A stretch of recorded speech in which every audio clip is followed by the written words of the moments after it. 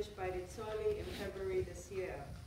The catalogue of the exhibition is composed of 32 sculptural elements, ensembles, all representing different looks of the artist. To quote from the book, it's an assertion of its ceremonial role, emperor and queen, knight and warrior, and everyone a conduit of style rich in confidence and cultural resonance. The book, Be Yourself, Everyone, is already taken. You probably might have noticed it out in the front. You can take a look at it again if you like, and you can also purchase it online on Amazon, and it's stocked in the majority of bookstores around London. I now pass the word over to Daniel. Thank you.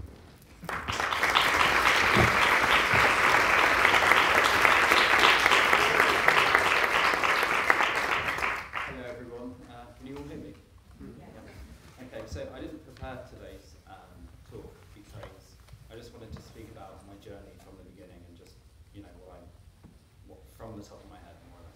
So I'm from a small village called Longley in the Midlands, and it's kind of a very rural place. It's, you know, the last time it was ever mentioned was probably in the Domesday book. So, you know, I'm from that kind of mentality of Little Britain more or less. So, so growing up, I kind of realised that everything in my life was, you know, everything about me was a bit different to what was surrounding me, like boxes, all these ideas of, you know, how things should be, and I always questioned them.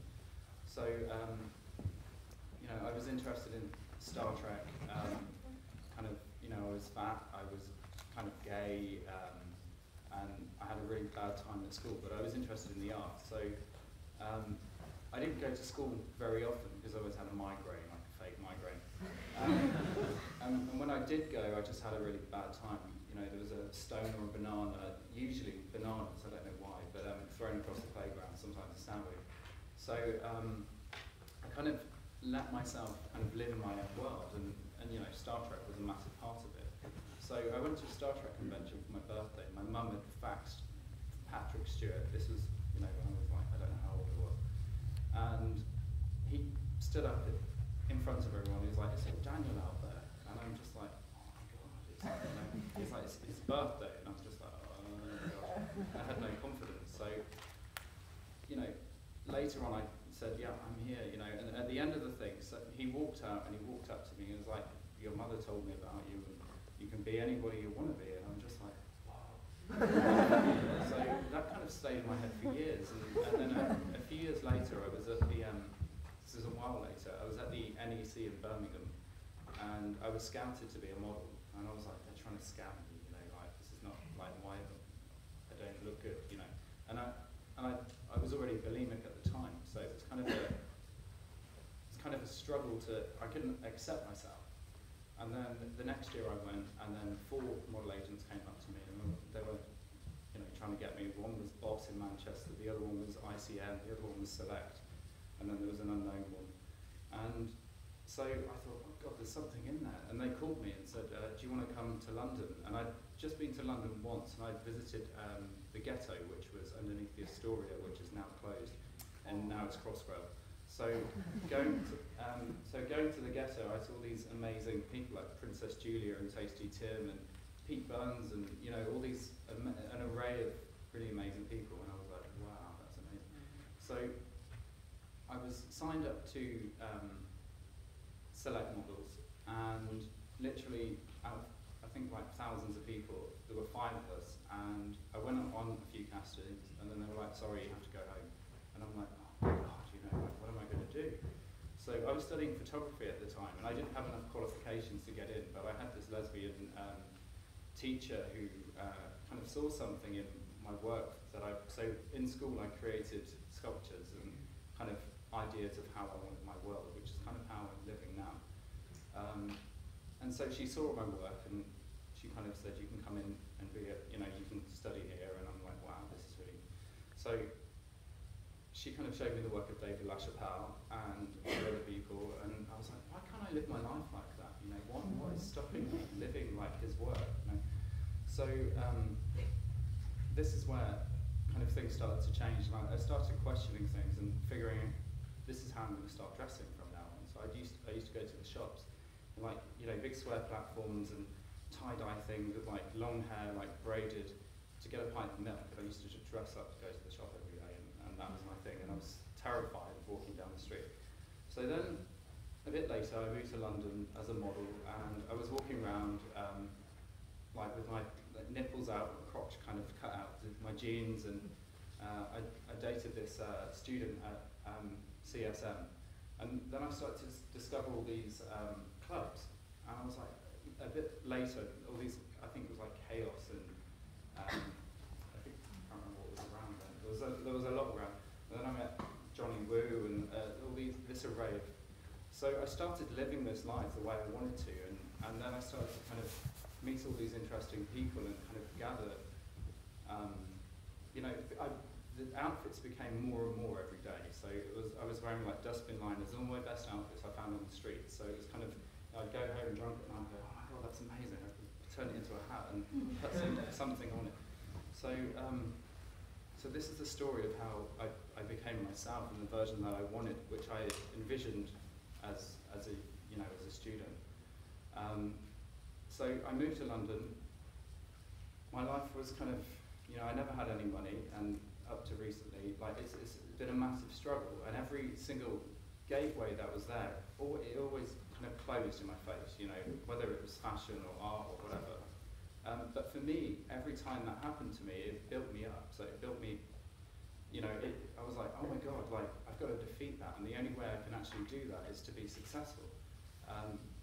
So all these things that happen as an artist, or as just as a person, as a queer person, gay, trans, whatever,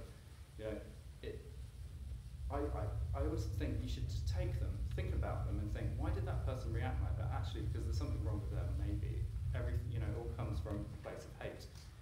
And I decided that I would fight that hate with just being myself, and getting out there. And as I was a model, I met all these people, and I thought, I'm going to make use of all that.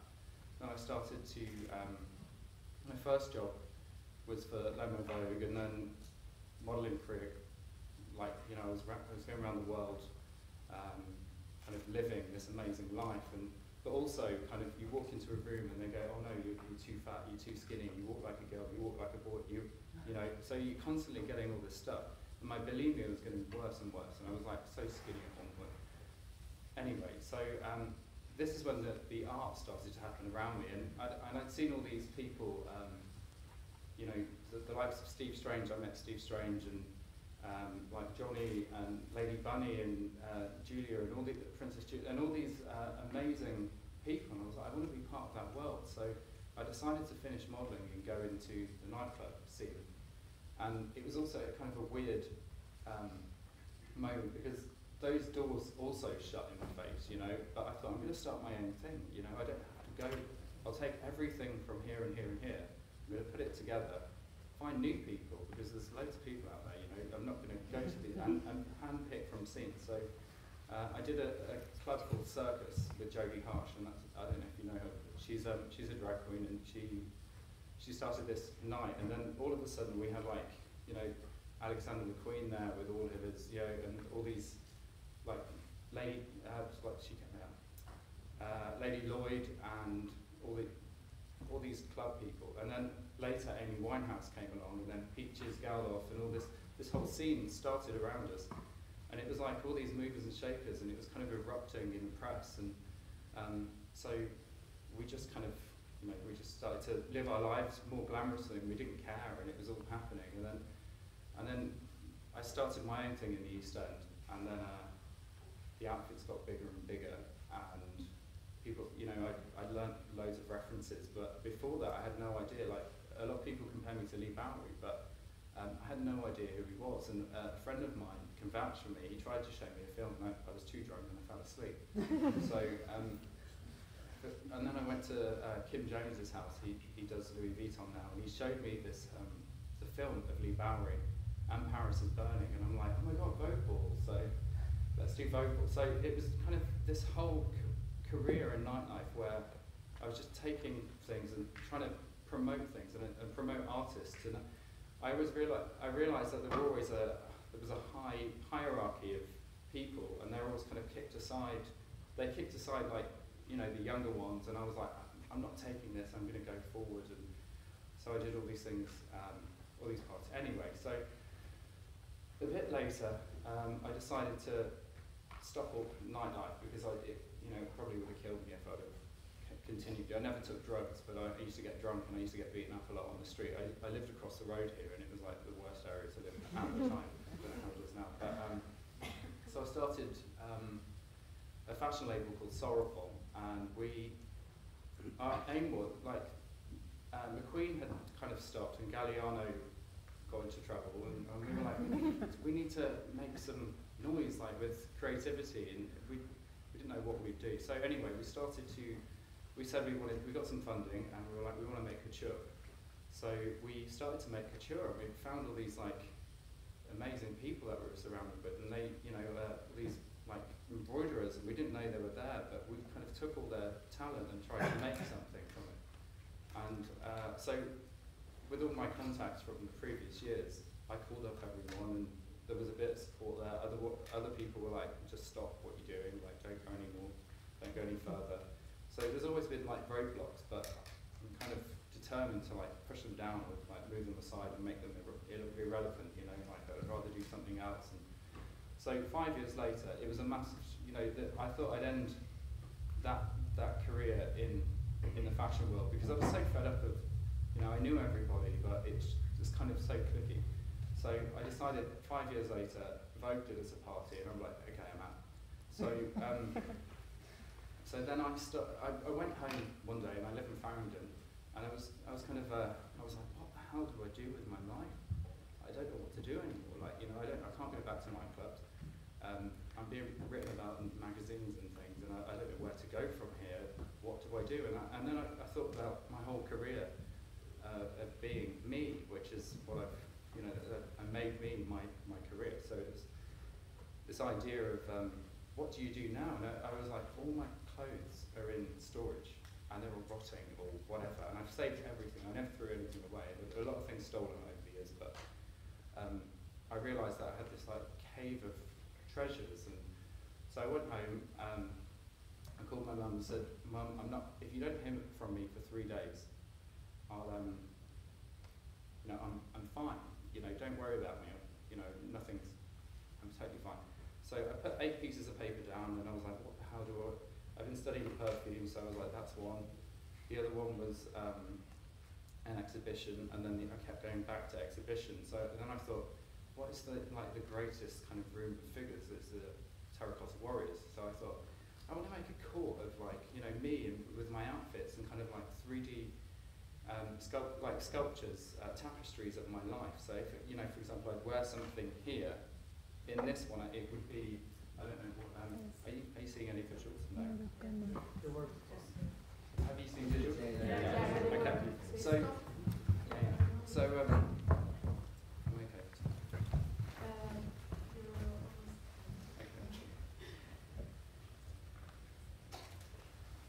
So more or less, I decided to write these ideas, and I thought, no one's ever going to put this on. I'm like sitting there for like another day, going, how am I going to make this? I know all these people are amazing people, and then I thought, okay, I'm going to go out tonight. So I went to the Vivienne Westwood party, and there was this guy there called Rafael Gomez, and he was like, I'm going to this museum in Atlanta, and they've got Oscar de la Renta exhibition, and we've just finished that. We did a Vivienne Westwood thing. There's a space in the museum, and I'm like, oh, well, I've got an idea, like, I'm just pushing my luck. And nightclub talk, nothing ever comes from it, like, years and years of it, and everyone's got these ideas and all these things, and I was like, well, I can do it like this, and he was like, okay, I'll see. And I just did an H&M commercial at the time, and it was just, I think it was a lucky time. I was in, like, Times Square and whatever. So he came back 3 days later and said, well, we want to put this exhibition on. And I'm like, really? He said, yeah, I'm going to come over to yours. I said, we have to go to the Midlands, to Coventry, to a storage unit. So we were there for 3 days, and he was like, oh my God. And usually as an artist, you're used to hearing no, no, no all the time. So I thought, and everything I pulled out, it was kind of like, some old zip. He's like, yes, yeah. So most things went into 4,000 pieces of my wardrobe, which we boxed up. we took it back home. For years, my mum was like, get rid of all that rubbish. We sat there, and my mum and dad, I was like, Mum, I'm going to make the house really messy, please, just don't, She said, okay, and then she kept, every time she came in, she kept like, so all this stuff was like feathers, everything, it was crazy. So we sent it to America, and I was like, Mum, it's gone to America, it's weird, like, it's kind of, that's stuff that's been, I've had to pay a fortune for storage. I don't have to pay for storage anymore.